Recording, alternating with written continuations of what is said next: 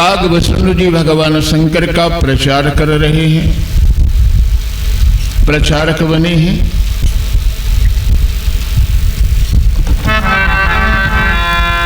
बालक रूप भुसुंडी को ओलीने अपने साथ, शिवजी बनकर ज्योतिषी देखत सबको हाथ। अब भला कौन ऐसा है संसार में जो अपना भविष्य नहीं जानना चाहता? लाइन लग गई तो कुछ लोग कहते हैं कि देखो भाई आजकल तो इन्हीं लोगों के ठाठ हैं। दूसरा कहने लगा ठाठ क्यों ना होंगे, करना धरना कुछ है नहीं, मुफ्त का खाना, सही मानो तो धरती के बोझ हैं। और एक विशेष बात है कि किसी माता की गोद में अगर बालक रोने लगे तो मां कहती है चुप जा, जल्दी देख वो बाबा बैठे हैं, ले जाएंगे पकड़ कर, ले जा बाबा ले जा। ये नहीं चुप हो रहा, बालक बेचारा सहम कर चुप हो जाता है। इस काम में भी संतों का अच्छा योगदान रहता है। बाबा के नाम से अगर बालक चुप होता है तो अच्छी बात है। एक बार 2-4 संत कहीं जा रहे थे, एक महिला अपनी गोद में बालक को लिए थी, बालक रो रहा था। संतों को देखकर तुरंत उस मैया ने कहा कि जल्दी चुप हो जा और नहीं तो बाबा खा जाएंगे तुझे। देखकर बालक चुप हो गया। एक मां ने तो संत से एक फोटो मांगा, बोले महाराज अपना फोटो दे दो। संत ने सोचा कि ये माता कितनी सरल है, कितनी भक्त है, श्रद्धावान है। पूछा कि माता हमारा फोटो पूजा घर में लगाओगी? बोली नहीं बाबा पूजा घर में नहीं लगाना है, पूजा घर में तो हमारे तमाम फोटो लगे हैं, तो फिर क्या करोगी हमारे फोटो को? बोली महाराज मेरा एक छोटा वाला बेटा है, वो बहुत रोता है, उसी को डराने के लिए फोटो चाहिए। अब संत तो बेचारे कई प्रकार से काम आते हैं, कई प्रकार से संतों का उपयोग किया जा सकता है।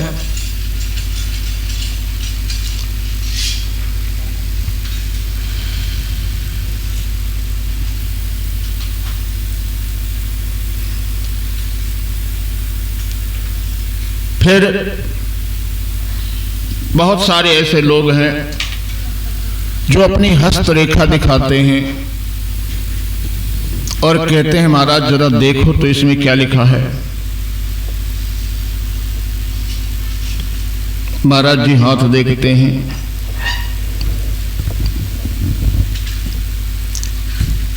बताते हैं कि तुम बचपन में एक बार गिरे थे। बिल्कुल सही है महाराज। अरे तो बचपन में तो कोई ना कोई जरूर ही गिरा होगा, गिरते पड़ते रहते हैं। अब सोचने की बात है, आदमी बचपन में नहीं गिरेगा तो क्या जवान होकर गिरेगा?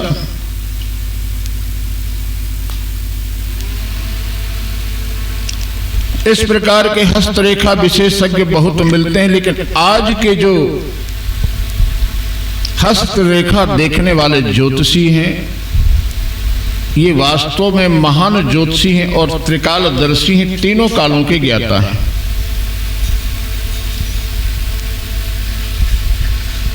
ज्योतिष तो बहुत अच्छा है, लेकिन ज्योतिष का विद्वान होना चाहिए।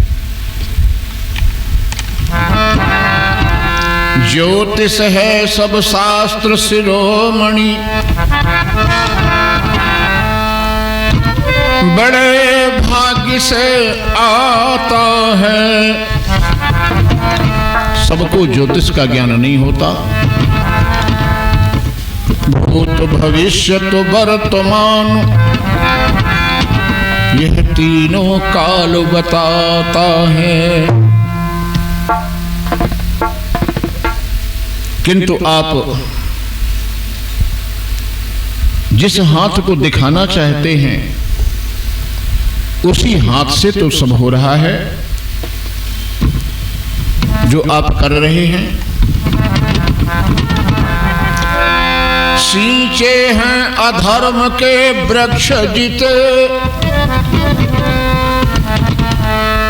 उनमें विष के फल फूल लगेंगे। जीवन राह में और अनेकन पाप के पूरे पहाड़ अड़ेंगे। बिंदु हमें न कछु डर है, जो जहान के संकट लाख पड़ेंगे। है ये उत्साह श्री जानकी नाथ ने, बाह गही तो निवाह करेंगे। लेकिन बाह तो तब गहेंगे जानकी नाथ जब अपना सब कुछ जानकी नाथ को समर्पित कर दिया जाए और विश्वास मान करके जानकी नाथ के भरोसे ही रहा जाए। फिर जो ऐसे लोग होते हैं जो जानकी नाथ के भरोसे रहते हैं, उनके विषय में बताया गया है कि जब जानकी नाथ सहाय करें तब काह विगारी सखे नर तेरो। जानकी नाथ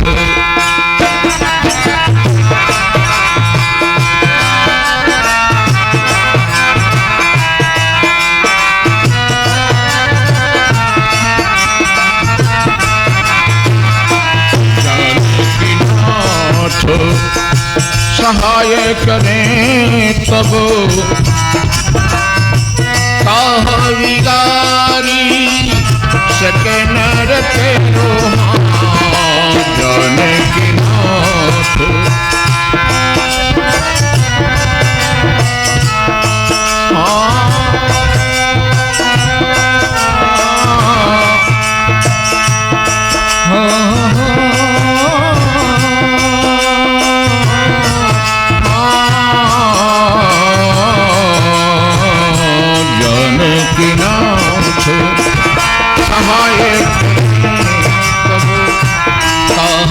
नाथ सके नर तेरो।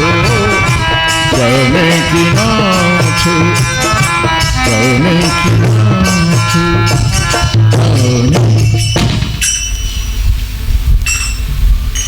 भगवान देवादिदेव महादेव कोई साधारण ज्योतिषी नहीं है। शिव सर्वज्ञ जान सब कोई। भगवान शिव सब कुछ जानते हैं। अब तो भगवान शंकर जी चाहे जिसका भी हाथ पकड़कर देखने लगते हैं और सब कुछ सच सच बता देते हैं। अब तो सारी अयोध्या में हल्ला मच गया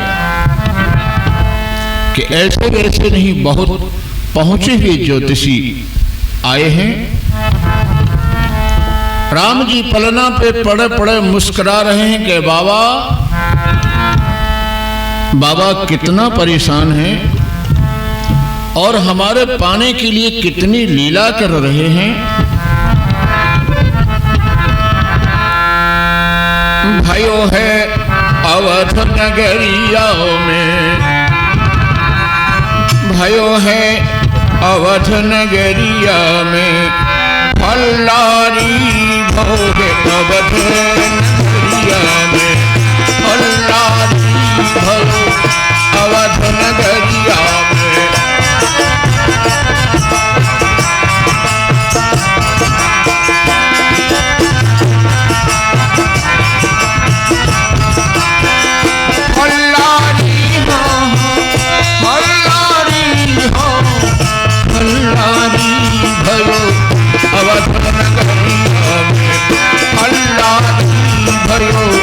अवध नगरिया में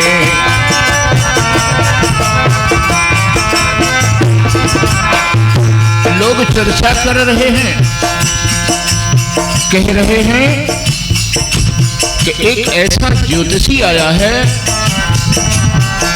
पकड़त हाथ बतावत गुणगण, लंबी उम्र तुम्हारी। हाँ, पकड़त हाथ बतावत गुणगण, लंबी उम्र तुम्हारी। धन संपत्ति बतावत काहू ही ब्याह की तैयारी। हाँ, धन संपत्ति बतावत काहू ही ब्याह की तैयारी। लोग कहते हैं कि इतना विद्वान ज्योतिषी हमने नहीं देखा। अरे भैया, मेरी तो शादी होने वाली है, उन्होंने बता दिया कि तुम्हारी शादी होने वाली है। बहुत विद्वान है। केहू के लल्ली बतावे, केहू के लल्ली बतावे, केहू के लल्लारी भयो अवध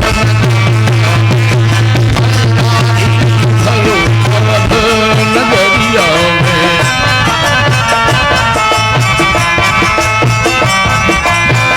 हल्लारी भयो अवध नगरिया में, हल्लारी।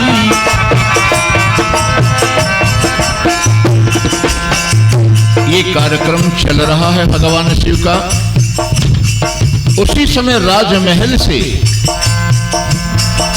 निकलती ही एक दासी दिखाई दी।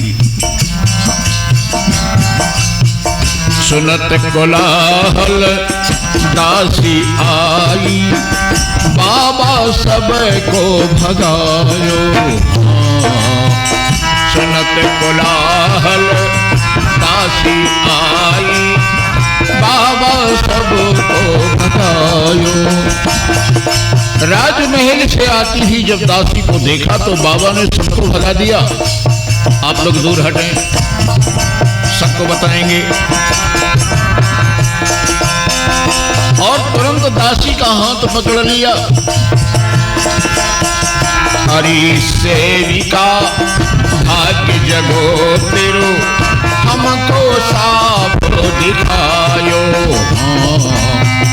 हरि सेविका भाग्य जगो तेरो, हमको साफ दिखायो। हरि सेविका, अब तो तुम्हारे भाग्य जग गए हैं। ऐसा लगता है कि अब तुम राजमहल की प्रधान सेविका बनोगी। अब तो करी है कृपा तो पे, अब तो करी है कृपा तो पे, अवध लल्लारी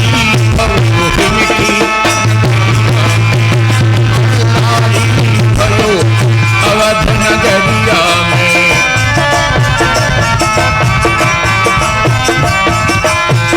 हल्लारी, हाँ हल्लारी भयो, हल्लारी भयो अवध नगरिया में, हल्लारी।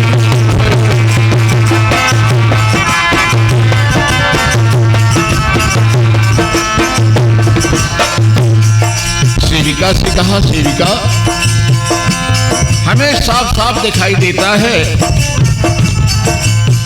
मिले ससुराल सुहानी तो रहवेगी बन रानी। मिले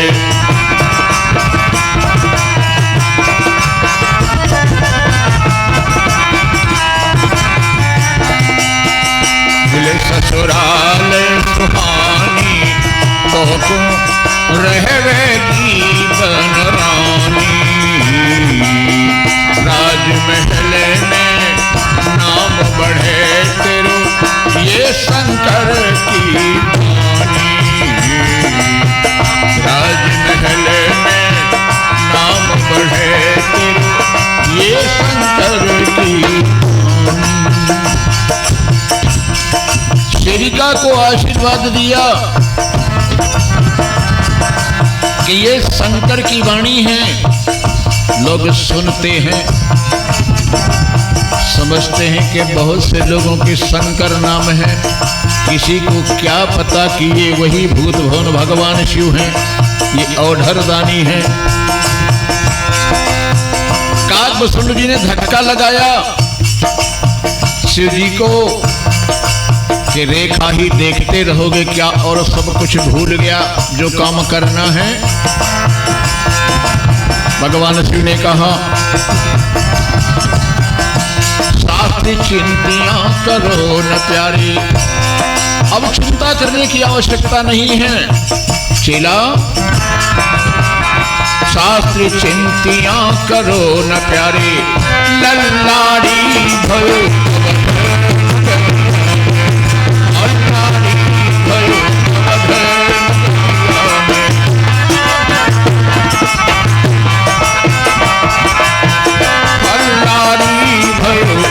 अवध नगरिया में मल्हारी।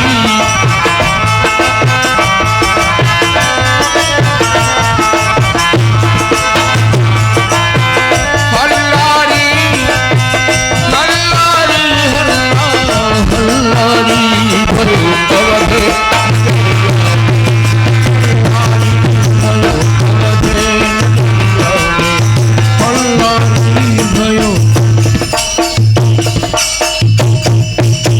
सेविका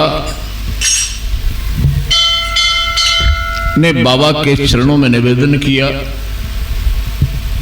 कि महाराज जी मुझे बहुत विलंब हो गया, महारानी जी नाराज हो रही होंगी। अब तो शिव जी ने कहा राज सेविका तुम घबराना नहीं, तुम तो महारानी जी से ये बताना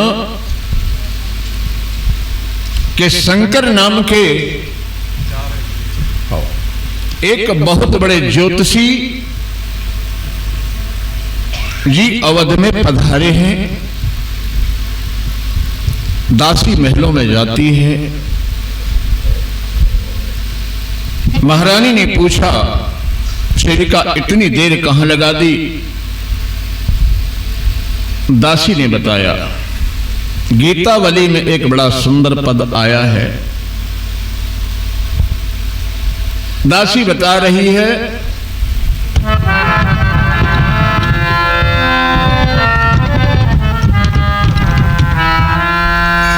अवध आज आदमी एक आयो, अवध आज आदमी एक आयो, अवध आज आदमी एक।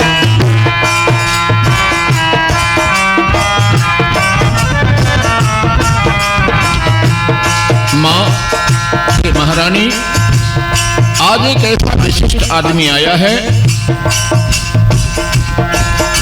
कैसा आदमी है?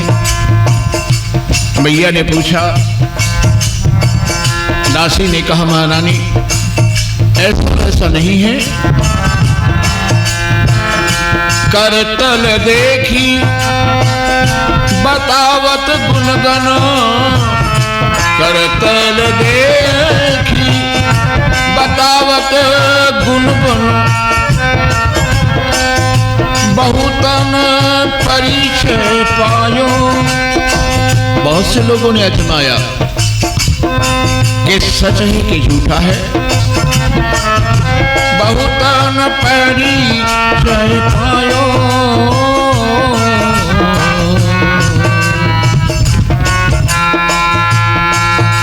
अवध आज आदमी एक आयो, अवध आज आदमी एक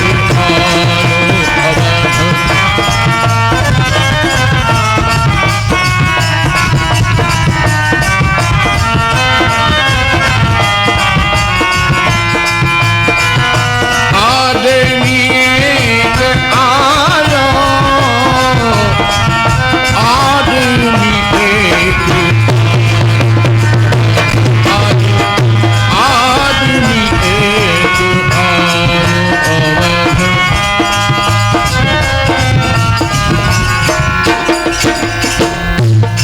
महारानी ने पूछा कैसा ज्योतिषी है, कहाँ का है, क्या नाम है उसका। दासी ने बताया महारानी जी बूढ़ो बड़ो वृद्ध है वो तो, प्रामाणिक ब्राह्मणों, ये प्रमाण है कि वो वास्तव में बहुत विद्वान है। बूढ़ो बड़ो प्रामाणिक ब्राह्मणों, क्या नाम है, शंकर नाम सुहायो,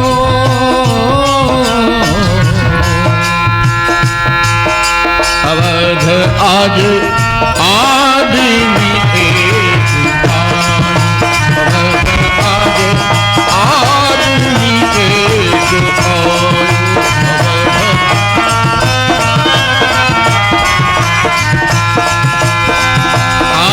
आदमी एक आयो,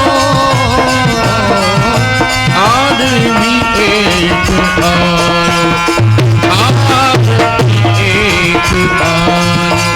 आदमी एक आयो, अवध आज आदमी एक आयो, अवध आज आदमी एक आयो, अवध आज आदमी एक आयो।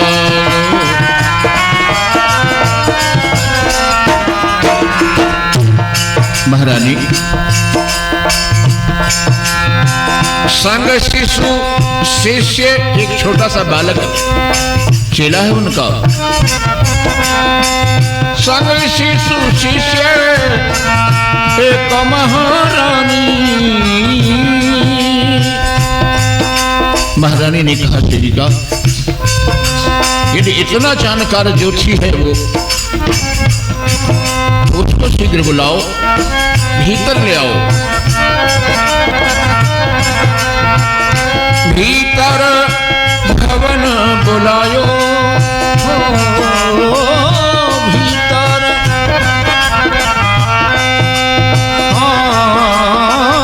भीतर भवन बुलायो, अवध आज आदमी एक आयो, अवध आज आदमी एक आयो।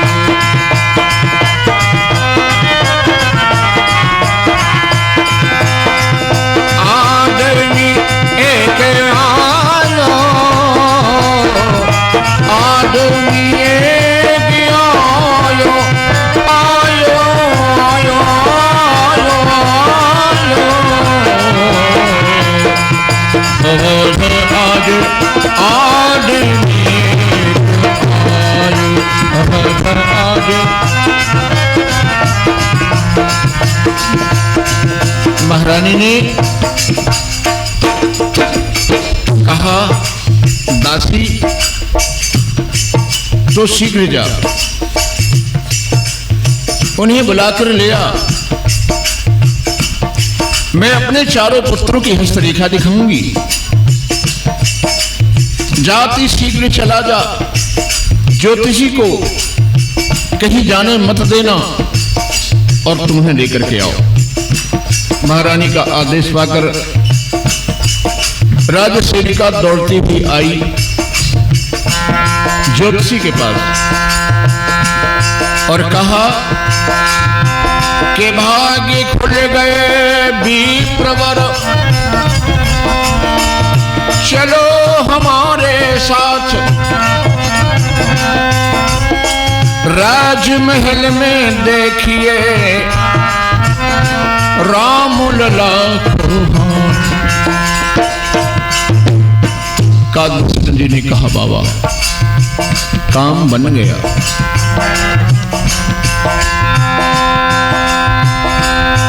कागभूषण जी बहुत खुश हैं, आज प्रभु के समक्ष जाने का अवसर मिलेगा। बहुत ही खुशी दिखायो, हाँ बहुत ही खुशी दिखायो, अवध आज आदमी एक, अवध आज आदमी एक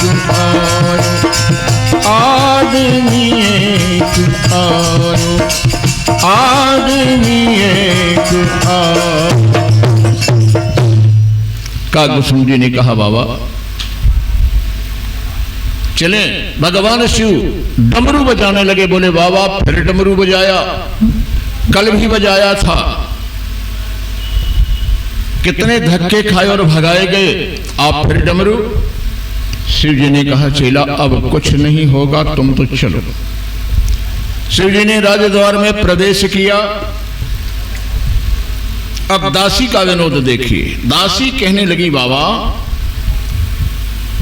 ये राजमहल की व्यवस्था है और व्यवस्था के ढंग से चलती है। आदेश सिर्फ आपके लिए हुआ है, आपका चेला अंदर नहीं जा सकता। और जैसे ही कागभूषण जी ने सुना कि चेला अंदर नहीं जा सकता, बच्चा है बाहर बैठा रहेगा, कुछ लड्डू वगैरह खाने के लिए दे दिए जाएंगे, यही खाएगा और बैठा रहेगा, हम चलते हैं। कागभूषण जी बोले बाबा कल से हो गया परेशान और झोली लटकाए पीछे पीछे घूम रहा हूं। चेला आपने बनाया था लेकिन लड्डू पूड़ी खिलाने के लिए नहीं। शिव जी ने कहा भाई अपने अपने भाग्य की बात है, क्या करें, अब ऊपर से जैसा आदेश है। कागभूषण जी ने कहा बाबा आप ज्योतिषी क्या बने, हमें ही भाग्य की भाषा सिखाने लगे। हमको साथ लेकर चलो, अगर हम साथ में नहीं जाएंगे तो हम आपकी सारी पोल खोल देंगे, बता देंगे कि आप कौन हैं। भगवान शिव ने कहा नहीं नहीं नहीं ऐसा मत करना। शिव जी ने दासी से कहा कि दासी बिना इस शिष्य के काम नहीं चलेगा। रेखा तो यही देखता है, हमें थोड़ा कम समझ में आती हैं रेखाएं, नजर थोड़ी कमजोर है और बालक के हाथ की बारीक बारीक रेखाएं देखने में यही सक्षम रहेगा। ठीक है बाबा, तो फिर आप अंदर नहीं जा सकते, यही बालक जाएगा। कागभूषण जी ने कहा बाबा आप चिंता न करें, हम चल रहे हैं, हमने सब सीख लिया है। शंकर जी ने कहा अच्छा। कागभूषण जी ने कहा ये तो अपने अपने भाग्य की बात है, अब आप यहां ठहरो, हम जाकर देख कर आते हैं राम जी का हाथ। अब तो गुरु जी ने कहा कि ठीक है भाई तुम्हें इसको ले जाना है, चेले को ले जाओ, लेकिन काम बनेगा नहीं, ये ध्यान रखना। सेविका से कहा क्यों? इसलिए कि काज बने नहीं युगल बिन, जब तक हम दो नहीं होंगे काम नहीं बनेगा। और करो नया पैरोस रेखा देखत शिष्य यह, हम बरनत गुण दोष। ये रेखा देखेगा और हम उसके दोष और गुण क्या हैं ये सब बताएंगे। मुस्कुराती हुई राजसेविका ने कहा ठीक है बाबा आप दोनों चलिए। दोनों जब अंदर गए, देखिए राजमहल की संस्कृति। पहले महारानी ने स्वागत सम्मान किया, इसके बाद दोनों ब्राह्मणों को, दोनों ब्राह्मण हैं और उन्हें चरण पखारी पूज दियो आसन। पहले चरणों को पखारा, पूजा करी, इसके बाद आसन पर बिठाया, फिर भोजन कराया, नवीन वस्त्र धारण कराया।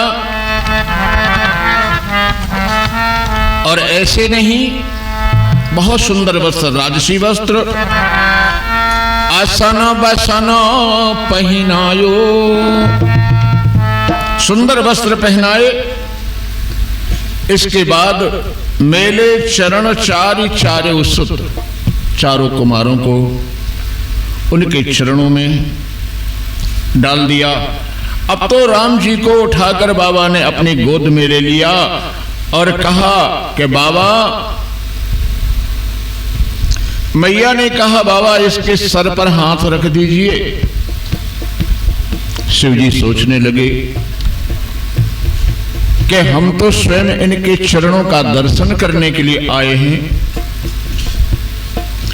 और इनके सिर पर हाथ रखें। जिनके चरणन तेन करी सुरसरी शंकर जटा सुहाई। इन्हीं के चरणों से गंगा निकली है, तो हम तो चरणामृत के रूप में सर पर गंगा जी को धारण करते हैं कि ये भगवान का चरणामृत है। और आज इनके माथे पर हाथ रखना है। अब तो बुरे फंस गए, अब क्या करें? राम जी मन ही मन मुस्कुरा रहे हैं और बन लो बाबा ज्योतिषी, अब तो जो जैसा चाहेगा वही लीला आपको करनी पड़ेगी। शिव जी बोले हो गया, हो गया। कौशल्या जी ने कहा बाबा इसके माथे पर हाथ रखो ना। अब तो माथे हाथ दरायो, माथे में हाथ रखवाया, माथे हाथ धरायो। अवध आज आदमी एक आयो, अवध आज आदमी एक आयो, अवध आज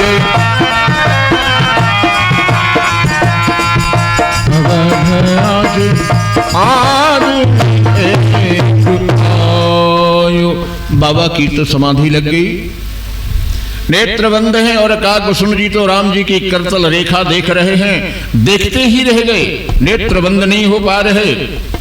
विचित्र दशा शिव जी और काकभूषण जी की है। काकभूषण जी की भी त्राटक समाधि लग गई, देख कर रह गए हस्तरेखाएं, पलक बंद नहीं होती, दोनों गदगद हैं। क्या विचित्र दशा है भगवान शिव की। भाव भोलानाथ को स्वभाव रघुनाथ जी को, गाए गाए गाथ शेष शारदा अघावीना।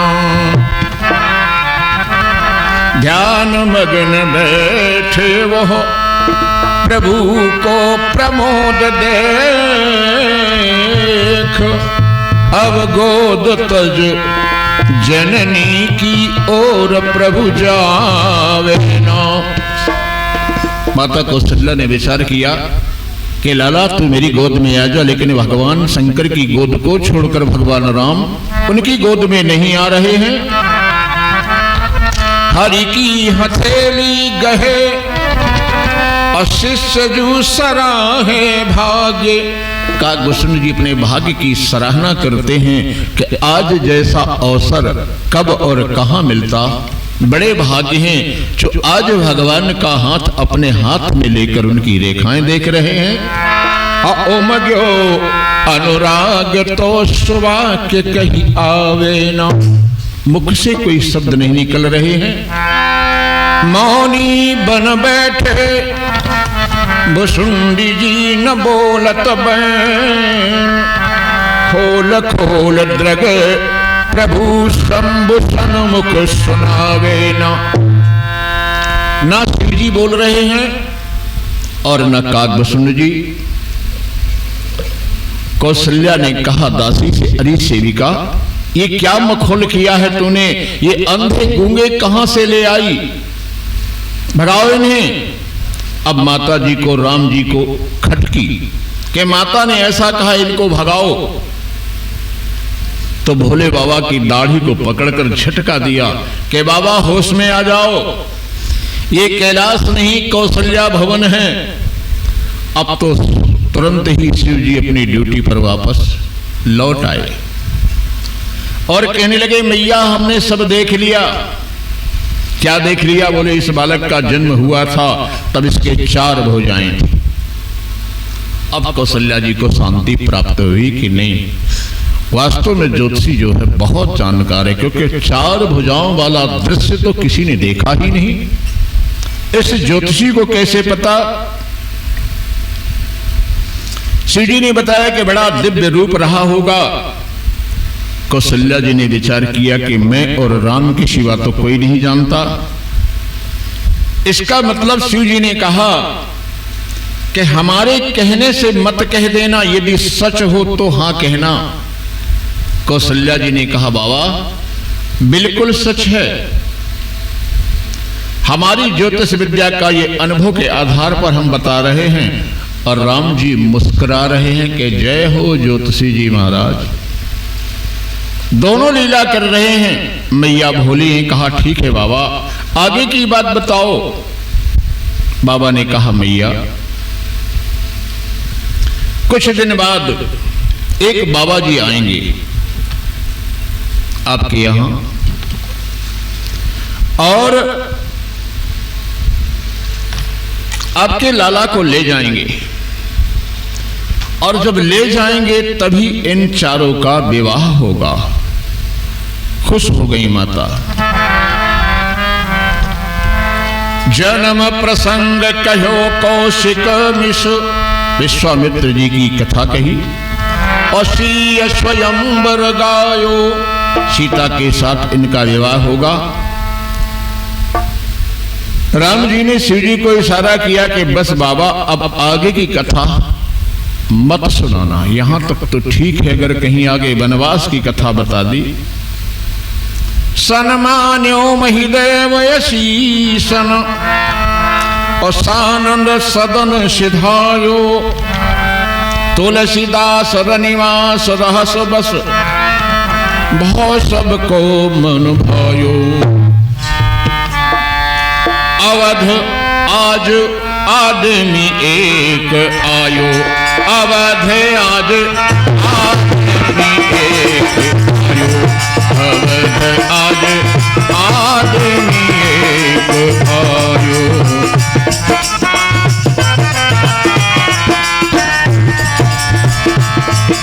शिव जी ये कथा पार्वती जी को सुना रहे हैं कि इस प्रकार राम जी के बाल स्वरूप का दर्शन करने हम आए। सुनकर पार्वती जी मुस्कुराई। बाबा ने पूछा कि आपके मंद मंद मुस्कुराने का कारण क्या है, देवी बताओ। पार्वती जी ने कहा हे देवाधिदेव, यदि दासी न मिली होती तो क्या आप राजमहल तक पहुंच जाते?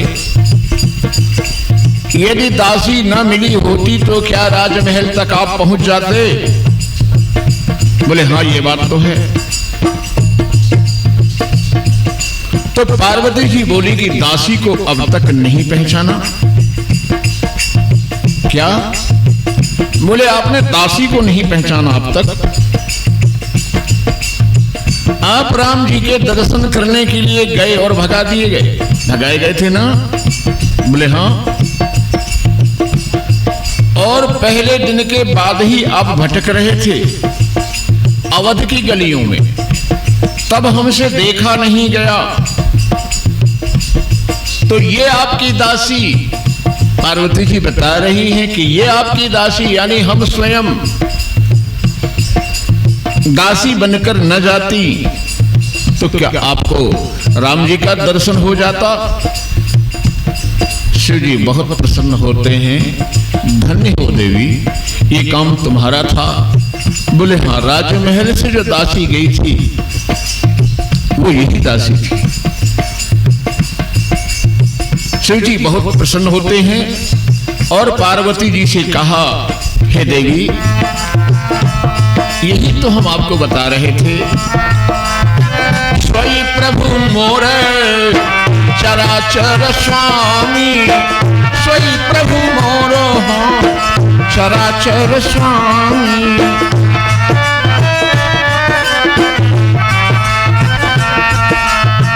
रघुबर सब और अंतर्यामी, रघुबर सब और।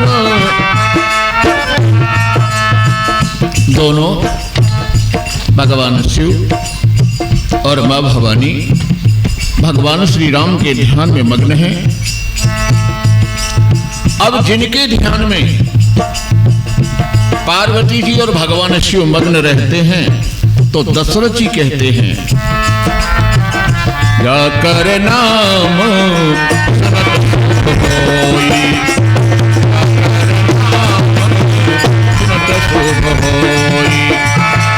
जाकर नाम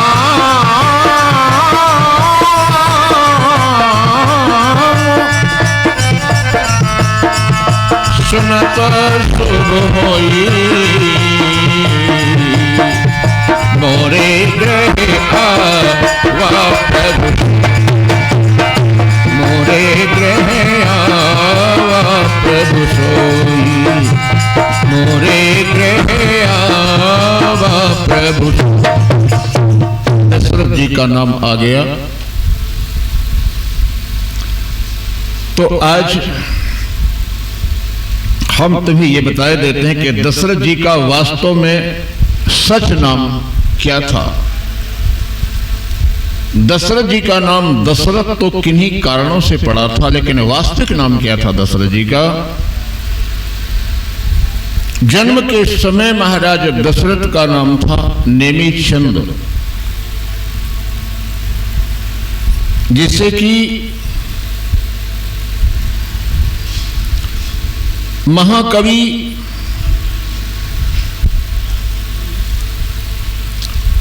भूषण जी ने भी और कालिदास जी ने भी अपने रघुवंश में लिखा है कि जन्म के समय महाराज दशरथ का नाम नेमीचंद था और इनके पिता का नाम अज था। इनकी मां विदर्भ नरेश की पुत्री थी, जो कि श्रापवश मृत्युलोक में जन्म लेकर आना पड़ा। वह अप्सरा थी और महाराज अज के साथ उसका विवाह हुआ। अज के द्वारा ही उस इंदुमती के साथ, उसका इंदुमती नाम था, विवाह हुआ और महाराज अज रानी इंदुमती के साथ जल में विहार कर रहे थे कि अचानक नारद जी ने एक पुष्पों की माला फेंकी और वह माला इंदुमती के गले में जाकर गिरी। जैसे ही माला गले में पड़ गई, इंदुमती को अपने अप्सरा होने का ज्ञान हुआ कि मैं तो दिव्य लोक की अप्सरा हूं। और वह इंद्रलोक को चली गई। उस समय दशरथ जी की उम्र मात्र 8 माह थी। ऐसे दशरथ जी थे। तो आज से ये ध्यान रहेगा कि दशरथ जी का नाम नेमीचंद था। इसके कई प्रमाण हैं। धीरे धीरे अब भगवान बड़े होते हैं, नामकरण का समय आया। नामकरण के समय वशिष्ठ जी को बुलाया गया। अवध में उत्सव चल रहा है। नामकरण कर अवसर जानी, नामकरण कर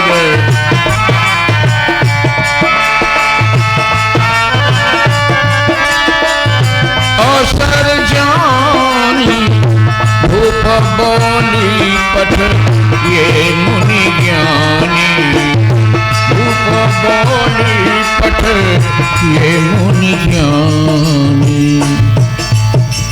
10 दिन व्यतीत हो गए थे। जैसे ही 11वां दिन आया, भगवान आज 11 दिन के हो गए हैं, तो 11वें दिन बालक का नामकरण संस्कार जरूर हो जाना चाहिए। महात्मा वशिष्ठ को बुलाया गया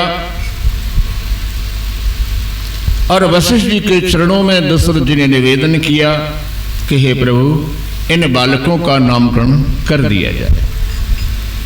वशिष्ठ जी के प्रेमाश्रु निकल पड़े। वशिष्ठ जी विचार करते हैं कि मैं कितना भाग्यवान हूं, आज अनामी का नामकरण करने के लिए मुझे बुलाया गया है। और अब जब अजन्मा का जन्म हो सकता है तो अनामी का नाम क्यों नहीं हो सकता। इसलिए नामकरण तो किया वशिष्ठ जी ने।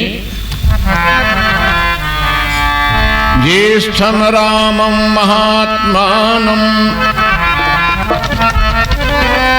भरतम कैकेयी सुतम सौमित्रम लक्ष्मणमैति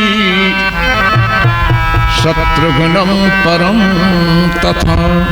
वाल्मीकि रामायण में भगवान परात्पर श्री नारायण का राम के रूप में प्राकट्य हुआ है और उनका नामकरण हो रहा है। तुलसीदास जी ने तो यहां तक लिखा है कि वशिष्ठ जी ने कहा, हे राजन, आप नामकरण करने की बात कर रहे हैं, लेकिन हम तो ये सोच रहे हैं कि इनके नाम अनेक अनुपा, इनके नाम,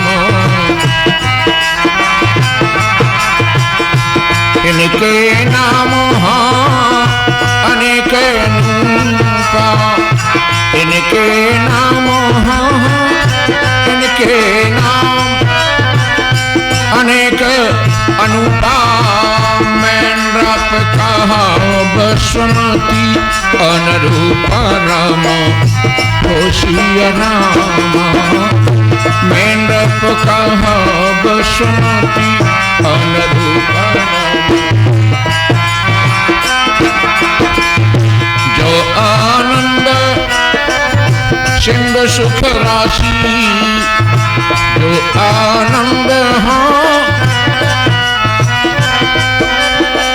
सिंधु सुख राशि, शिकर के त्रयलोक सुपाशी राम होशिया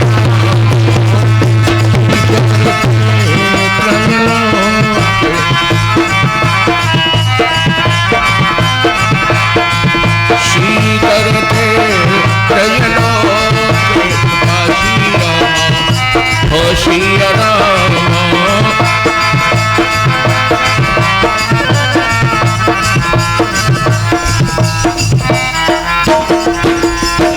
ये तुम्हारे ज्येष्ठ पुत्र आनंद के सिंधु हैं, सुख की राशि हैं, जिनके आनंद के सिंधु से एक बूंद से, एक बिंदु से पूरा विश्व प्रपंच पालित होता है। ऐसे तुम्हारे राम हैं और सो सुख धाम राम असनामा अखिल लोक दायक विश्रामा विश्व भरण पोषण कर जोई ताकर नाम भरतस होई लक्षण धाम राम प्रिय सकल जगत आधार, सकल जगत के आधार हैं। और ये शत्रुघ्न सुमित्रा पुत्र ये शत्रुओं के हनन करने वाले होंगे। इस प्रकार नामकरण हुआ और भगवान अब बाल लीला कर रहे हैं। एक दिन भगवान बाल चरित्र प्रभु बहुविध कीना, जिस प्रकार भगवान श्री कृष्ण ने लीलाएं करी उसी प्रकार भगवान श्री राम ने भी लीलाएं करी हैं। एक बार माता कौशल्या ने राम जी को एक पीली पीली झुंगली पहनाई और पीत झंगुलिया तन पहिराई और जान पान विचरण मोहिमाई। आज भगवान शिव जी आज भी भगवान का दर्शन करने के लिए आए हैं। पीली झंगुली पहनकर हथेली और घुटनों के बल भगवान चलते हैं तो आपका इतना सुंदर स्वरूप प्रतीत होता है। शिव जी राम जी के उसी स्वरूप का ध्यान और दर्शन हमेशा करते हैं। और भगवान शिव ने कहा भी है कि बंदौ बाल रूप सोई राम,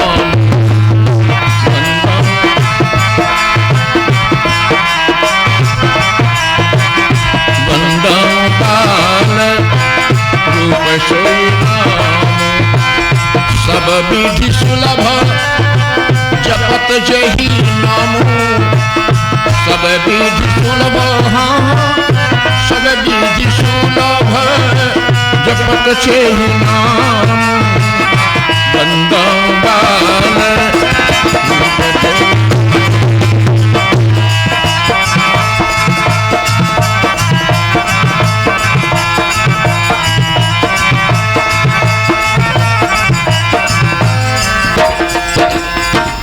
भगवान श्री राम मणि के खंभे लगे हुए थे राजमहल में।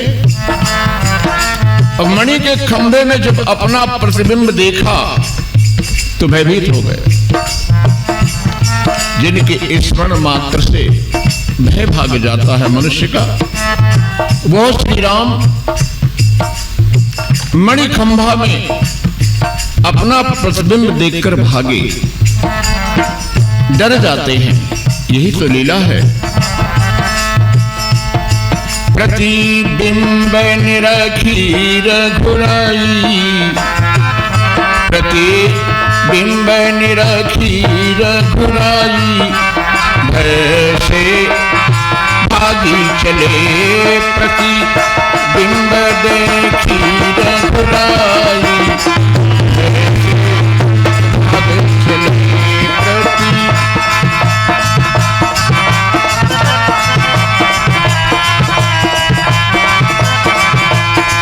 प्रतिबिंब देखे रघुराई, भय से भागी चले। जाए लगे जननी की गोद में मोह बचाओ माई, मां मुझे बचा लो। कौन है? तुमसे भिन्न जो भाखत है सो, सब तुम्हारी परछाई। कौशल्या जी ने कहा लाला डरो नहीं, तुम्हारे अलावा और जो भी भाषित होता है वो सब आपकी परछाई ही तो है। तुम्हारे अलावा यहाँ है कौन? राम जी कहने लगे मैया मोहे कछु समझ न आवे, काहे रही समझाई, भैसो भाजी चले प्रतिबिंब निरखी रघुराई, भैसो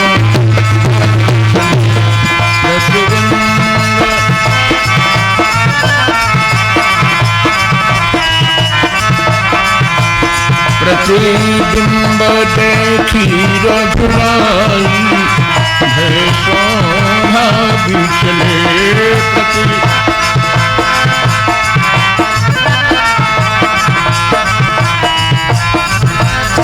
भगवान श्री राम को आश्वस्त किया माता कौशल्या ने और जाकर सुंदर भोजन बनाया। आप हो गई जहां पाक बनावा और भगवान का भोग लगाया। नेत्र बंद हैं, भगवान का भोग लगाया है, हे भगवान भोजन पाओ। और जैसे ही ये शब्द कहा, नेत्र खोलकर देखा तो राम जी भोजन कर रहे हैं, लीला कर रहे हैं कि बालक को बालक ही मत समझ लेना। तभी तो दशरथ जी ने कहा था, मोरे ग्रह आवा प्रभु सोई,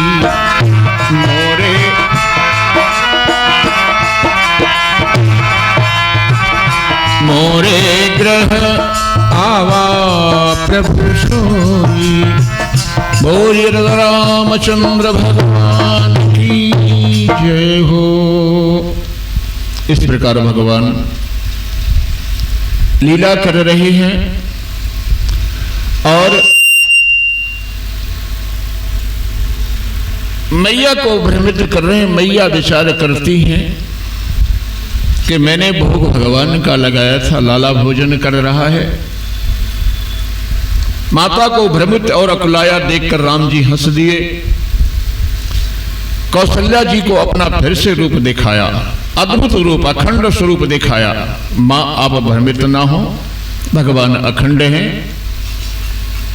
ऐसा नहीं है कि निराकार ही हैं, अलग है और साकार अलग है, सगुण अलग है, निर्गुण अलग है। वो तो अखंड है, ना वो सगुण है और ना वो निर्गुण है। ये तो हम लोग यहां अपनी व्याख्या करते हैं, शास्त्रकारों ने किया। श्री तुलसीदास जी ने गीतावली में लिखा है कि भगवान श्री राम ब्रह्म हैं और राम को ब्रह्म ही समझना चाहिए। ब्रह्म समझ करके ही नाम का जप करना चाहिए। और जो भगवान श्री राम के भरोसे नित्य प्रति जप करता है, उसके जीवन में कभी बाधाएं नहीं आती। लेकिन अब जप कैसे करते हैं आप, ये भी एक समस्या है। अपना जप और अपनी पूजा कभी किसी को भूल करके नहीं बताना चाहिए। यदि आपने जप अपनी पूजा बता दी तो उस पूजा का फल निष्फल हो जाता है। इसीलिए कहा गया कि भोजन भजन खजाना नारी और ये सब पर्दा के अधिकारी। महाराज दशरथ जब भगवान श्री राम को भोजन के लिए बुलाते हैं तो भगवान भोजन करने के लिए नहीं आते और न पकड़ में आते। बालकों के साथ खेल रहे हैं। भोजन करत बोली जब राजा रामा होशिया रामा, भोजन करत बोले जब,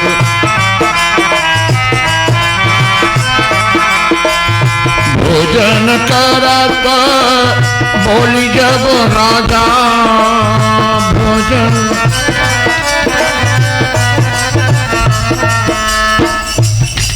भोजन करत बोले जब राजा। पिताजी बुला रहे हैं और राम जी नहीं आ रहे, ऐसा तो नहीं होना चाहिए। राम तो मर्यादा पुरुषोत्तम राम है, पिताजी के बुलाने पर क्यों नहीं जा रहे, उन्हें तो जाना चाहिए। बोले नहीं, ऐसा नहीं है। यदि पिताजी बुलाते तो भगवान राम अवश्य जाते। पिताजी ने भोजन करने के लिए नहीं बुलाया तो फिर किसने बुलाया? यहां एक राजा बुला रहे हैं और राजा ब्रह्म को कैसे बुला सकता है? नहीं बुला सकता।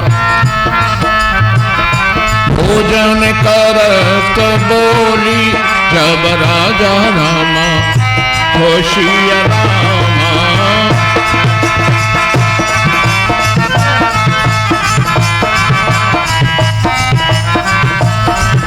राम जी नहीं गए।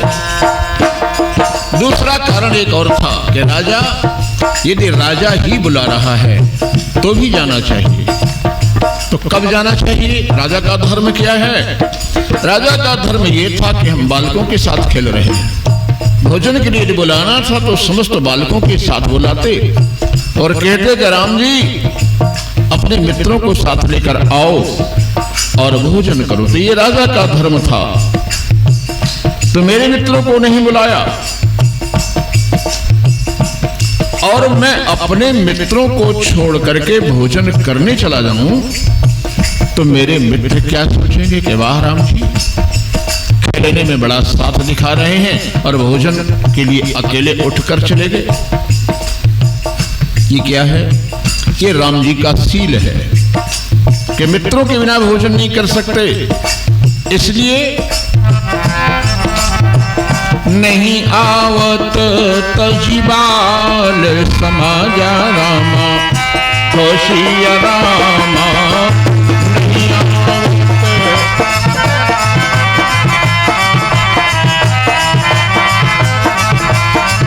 नहीं आवत तजिबाल समाजा रामा, होशिया रामा। अब जब बुलाने पर नहीं आए तब माता कौशल्या आई और कौशल्या जी जब बुलाने के लिए गईं, कौशल्या जब बोलन जाई तो ठुमक ठुमक प्रभु चलहि पराई। भागते हैं नन्हे नन्हे पैरों से। राम जी उठकर भागे। कौशल्या जी ने कहा लाला मान जाओ, पकड़ में आ जाओ। भगवान के भाव ये हैं कि माता पकड़ में ना आना हमारा स्वभाव है। बड़ों बड़ों की पकड़ में नहीं आते हम, अनुबुद्धि से परे, ध्यानियों के ध्यान से परे, ज्ञानियों के ज्ञान से परे। कौशल्या जी ने कहा कि ये तो निर्गुण निराकार की बातें हैं, आप तो सगुण साकार हो गए हैं, तो साकार को तो पकड़ में आ जाना चाहिए। मैं आपको पकड़ लूंगी। अब विचार करिए कि क्या कोई पानी को पकड़ सकता है? नहीं पकड़ सकता। पानी को कोई नहीं पकड़ सकता। हाँ, उसी पानी को यदि एक कटोरी में फ्रिज में रख दिया जाए तो उसी पानी को पकड़ लिया जाएगा, पानी पकड़ में आ जाएगा। क्योंकि जो निर्गुण था, जो निराकार था, उसने साकार स्वरूप धारण कर लिया है। तो निराकार ब्रह्म को जब भी कोई अपनी भाव निष्ठा के फ्रिज में अपनी भावना का सांचा लेकर रख लेता है तो वो निराकार भगवान साकार हो जाता है। बोलिए रामचंद्र की जय हो। अब कुछ लोग कहते हैं कि ये सब कहने की बातें हैं कि वो यहां तक है या यहां तक है। असल नुस्खा वहां तक है, नजर जिसकी जहां तक है। जिसकी नजर जहां तक है वो वहीं तक है। पकड़ कर ले आई। निगम नेति शिव अंत न पावा, ताहि धरे जननी हठ धावा। दौड़कर पकड़ लिया राम जी को, दशरथ जी की गोद में बैठा दिया।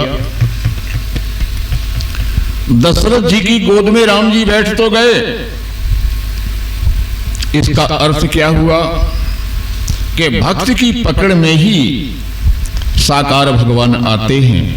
भक्ति जिसकी गोद में बैठा दे वही भगवान बैठ जाते हैं। बैठ तो गए किंतु भागने का मन है। बैठ तो गए किंतु भागने का मन है अभी, क्योंकि मित्र वहां बैठे हुए हैं, बेचारे भूखे हैं। इधर दशरथ जी कह रहे के लाला भोजन करो, तो राम जी तो कुछ दूसरा ही सोच रहे कि भागे कैसे। पीछे की तरफ से महाराज दशरथ और दोनों तरफ से उनकी दोनों भुजाएं सामने भोजन की थाली, अब गोद में बैठे हैं, किधर से भागें। इधर महाराज दशरथ पंच कबल कर जीवन लागे, पंच ग्रास निकाले और भोजन करने लगे। अब दशरथ जी ने मन में विचारा, जैसे ही ग्रास लिया मुख की ओर ले गए तो हाथ जब ऊपर गया तो एक दिशा खाली हो गई। राम जी ने सोचा कि यही सुंदर मौका है। तुलसीदास जी ने लिखा है कि भोजन करत चपल चित इत उत अवसर पाई, भाग चले किलकत मुख, किलकारी मार कर भागे, दधिवोदन लपटाई। चावल और दही मुंह पर लगा हुआ है, उसको लपेट करके भागे। तो विचार करने की बात है कि राजमहल का एक राजपुत्र, क्या उसे भोजन करने का भी ज्ञान नहीं है कि जो हाथों में चावल, मुंह में चावल और दही लगाए भाग रहा है। भगवान ने जो अपने मुंह में रखा वो तो ठीक है, लेकिन लपेट करके भागे, ये क्या है? भगवान का भाव है कि मैं पेट में इसलिए नहीं रख सकता क्योंकि मित्रों के बिना कैसे भोजन करूं, तो फिर मुख में क्यों लिपटाया? बोले इसलिए कि हमने तो खाया नहीं लेकिन मुंह में लिपटा लिया, तो मुंह में लिपटा होने से यह सिद्ध हो जाएगा कि हमने भोजन किया है। दूसरा कारण यह है कि बाहर काकभुसुंड जी बैठे हुए हैं कौआ के रूप में।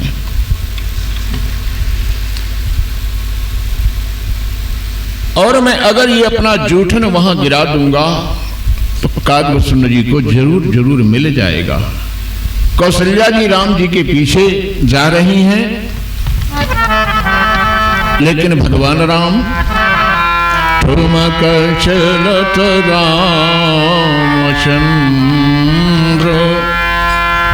बाजत पैजनिया, ठुमक चलत रामचंद्र, ठुमक चलत रामचंद्र, बाजत पैजनिया, ठुमक चलत रामचंद्र।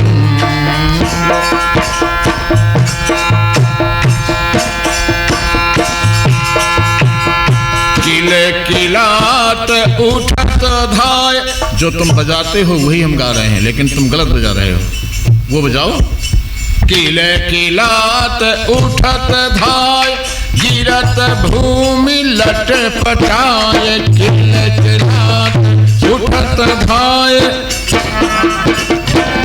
गिरत भूमि लट पटाए, भाई माय गोद लेत दशरथ की रनिया, ठुमक चलत रामचंद्र, ठुमक चलत रामचंद्र, ठुमक।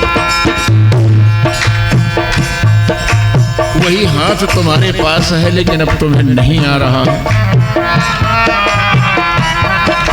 काकभुसुंड जी यह लीला देख रहे हैं। राम जी भागकर बार बार अपना जूठन भुसुंड जी के लिए गिरा रहे हैं और काकभुसुंड जी उस जूठन को आनंदित होकर के खा रहे हैं। जूठन पर अजिर महा सोई उठाए कर खाएं। भगवान के जूठन का काकभुसुंड जी आनंद ले रहे हैं। भगवान का उस समय का स्वरूप श्याम सरोज सुहावनी काया, पहने झंगुरी पीली, श्याम सरोज सुहावनी काया, पहने झंगुली पीली, छीन झंगुलिया के भीतर से आभा चमके नीली, झीन झंगुलिया के भीतर से आभा चमके नीली। धनी धनी भाग भुसुंडी काग लखे किलकनिया, अग्नैया विहरे राम लला। भाग भुसुंडी अग्नैया विहरे राम लला। धन धन भाग भुसुंडी।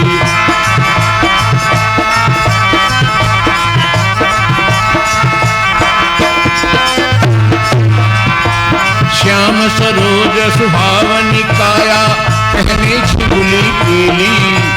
झीन झंगुलिया के भीतर से आभा चमके नीली।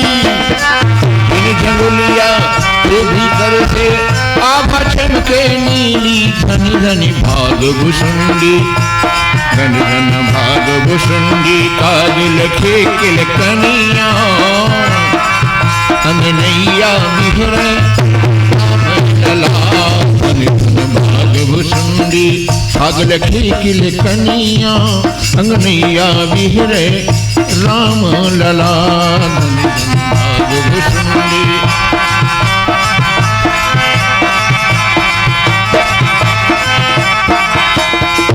धन रोन धन रोन धन रोन धन रोन धन बाजे पैजनिया।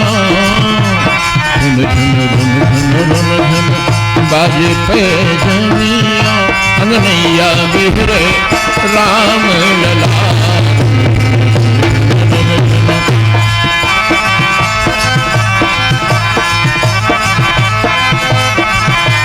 धन धन भाग भुसुंडी, धन धन भाग भुसुंडी। काग लखे किलकनिया, अग्नैया विहरे राम लला।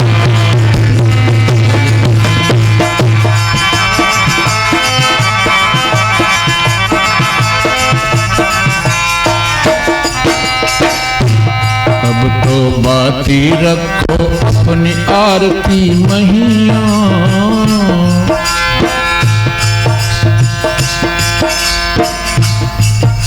घड़ी माँ पूरा 5 बजा।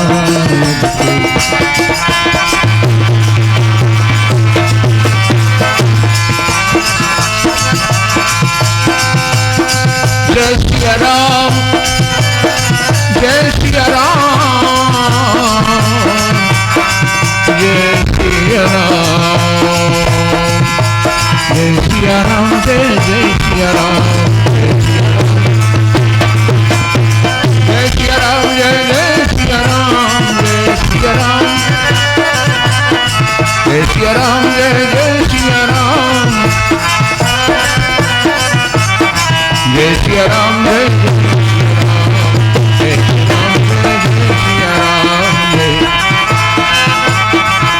जय राम, जय जय राम, श्री राम जय राम, श्री राम जय राम, जय जय राम।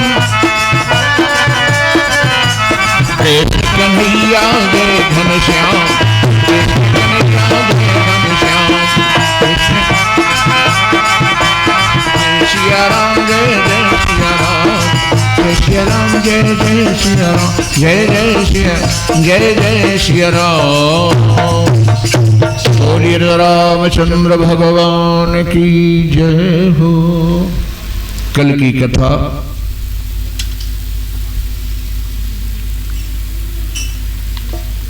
महामना महात्मन विश्वामित्र जी